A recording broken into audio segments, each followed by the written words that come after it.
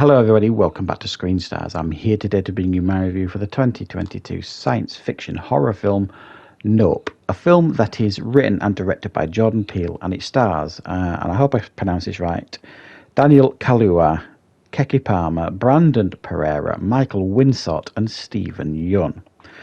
Now, the film follows a brother and a sister, OJ and Emerald. Now, they run like a ranch. And on this ranch, they train horses, and they train these horses for like Hollywood productions and things like that.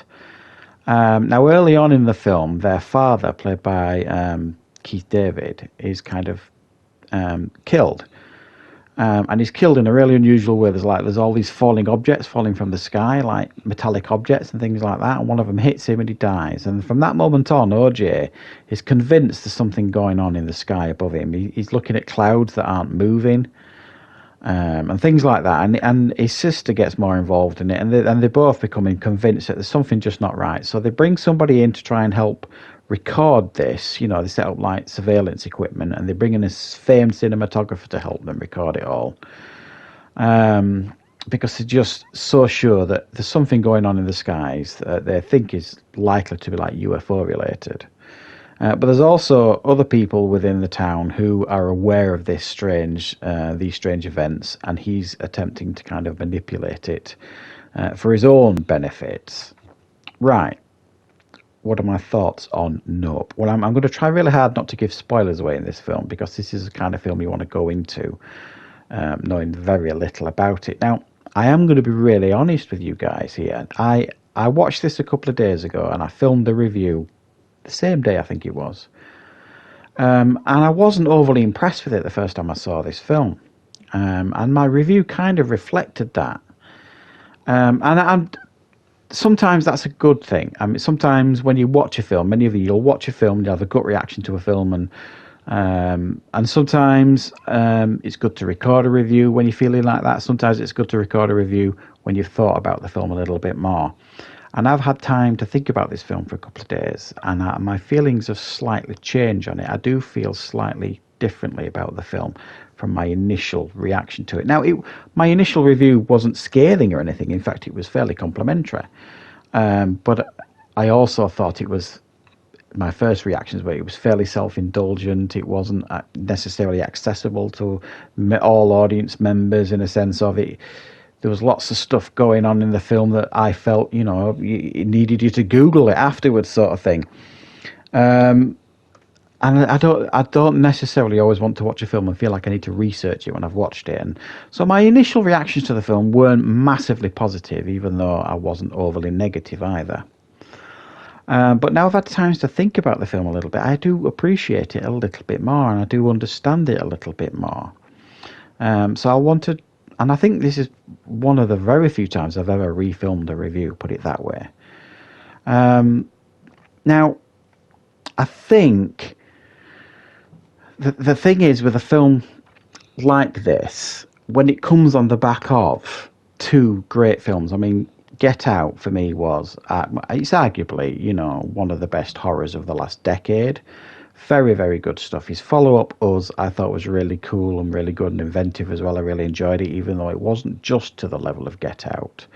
So I was pretty excited to check this film out, even though I wasn't really overly anticipating it or anything like that. And I kind of understood what the subject matter was going to be about. The trailer kind of made it clear there was some kind of sci-fi element to this film. And I actually do, and I appreciate what Jordan Peele has done here. He's approached this trope, this sci-fi trope of UFOs in this film, and he's put a fresh spin on it. We've got certain expectations when we watch a UFO type film.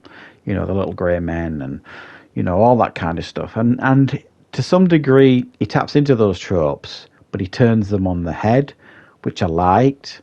I thought that was actually really clever. Initially, I wasn't overly impressed with the performances in this film.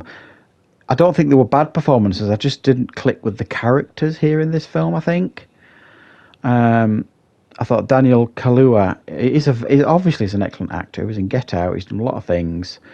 It's quite a a subdued performance, but he's meant to be like that. Quite monotone in the way he speaks, but he's also got this really dry sense of humour, and I do appreciate his character a little bit more. I'll be honest, I wasn't keen on the Emerald character played by Keke Palmer. I don't think that's anything to do with her, but I do understand she was kind of the opposite of OJ sort of thing. They were brother and sister, but they were, fairly opposites at the same time. I think as well, another thing that I don't know if annoyed me is the right word. There's another character in this film, Ricky, played by Stephen Yeun, who we learn through flashbacks and through his conversations that he was part of a sitcom years ago when he was a child actor. And this sitcom had like a chimpanzee on it. And we learn that while they were filming, there was like a balloon popped and then it scared the chimpanzee and he attacked a lot of people on set and killed people. But he survived this, and he kind of hid under a table, and he saw all these events unfold. But he survived, so it kind of, as an adult, he kind of feels like he's got this connection almost to animals.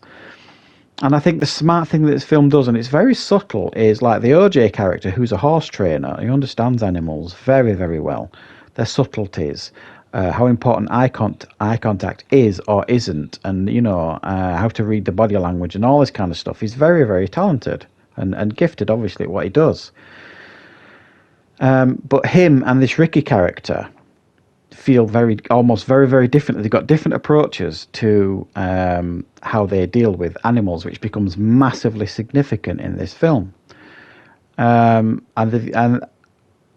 while at the time, first time I filmed the review for it, I didn't necessarily appreciate the subtle approach to these characters and their different approaches. When you sit and think about it a little bit more, you're like, yeah, it makes sense. It does make sense. You've kind of got a different approach to dealing with this situation, one the right way, one the wrong way almost. So, yeah, I do feel differently about the film. I still don't think it's his best film. In fact, it's my third. I mean, when I say least favourite Jordan Peele film, that feels like, again, I'm critical of it. It's not my favourite. The other two, I think, he's done a better than this.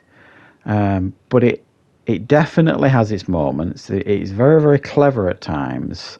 And it does require you to kind of click your brain on while you're watching it and click your brain on after you've watched it. If that's not the sort of film you're into watching, if you don't want to think too much about it, then it's probably one you're not going to enjoy. But I would say, after review, I'm going to give this one a 7 out of 10.